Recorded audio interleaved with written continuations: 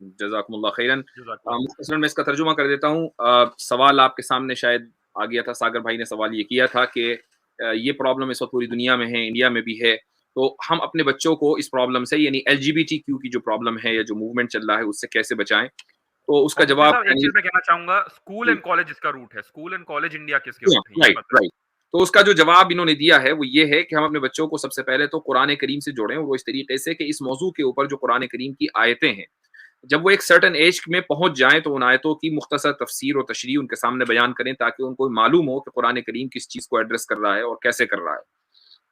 دوسری بات یہ ہے کہ یہ لوگ اپنے آپ کو ایک اقلیت اور ایک مائنورٹی بنا کر پیش کرتے ہیں، اور یہ کہتے ہیں کہ جس طریقے سے ایک مذہبی مائنورٹی اقلیت ہوتی ہے، ہم بھی ایک اقلیت ہیں. یہ تصور بنیادی طور پر بڑا خطرناک تصور ہے، اور اس کی وجہ یہ ہے کہ ان لوگوں کی جو اصل چیز ہے وہ یہ ہے کہ یہ اپنی خواہش پر عمل کرنا چاہتے ہیں ایک حرام طریقے سے، اور اپنی خواہش کے اوپر حرام طریقے سے عمل کرنا، ایک حرام کا مطلب غیر فطری طریقے سے عمل کرنا، یہ ایک اخلاقی بیماری ہو سکتی ہے، ایک روحانی بیماری ہو سکتی ہے. تو اگر کچھ لوگ کسی اخلاقی اور روحانی بیماری میں مبتلا ہوں تو اس بنیاد پر ان کو مائنورٹی نہیں کہا جائے گا. تو انہوں نے اپنے آپ کو لوگوں کی سمپتی لینے کے لیے مائنورٹی تصور کرایا ہے، اور لوگوں نے اس کو تسلیم بھی کیا ہے، جو چیز غلط ہے. لہٰذا ان لوگوں کو صحیح الفاظ اور صحیح ٹرمینالوجی سے مخاطب کیا جانا چاہیے، بجائے اس کے کہ ہم ان کو مائنورٹی کہ ہم ان کو کہ ماڈرن ڈے قوم لوط. یہ ماڈرن ڈے لوط علیہ الصلوۃ والسلام کی قوم ہیں.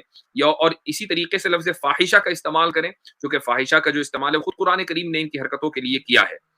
تو بچوں کو جب تک کہ ہم ان میں اویئرنیس پیدا نہیں کریں گے، تو وہ اسکول سے اور کالجوں میں جو وہ کچھ سیکھیں گے اس کو وہ نارمل سمجھیں گے. بچوں کے اندر اویئرنیس پیدا کرنا ایک خاص عمر میں جب وہ پہنچ جائیں اور ان چیزوں کو سمجھنے لگیں، یہ بے انتہا ضروری ہے.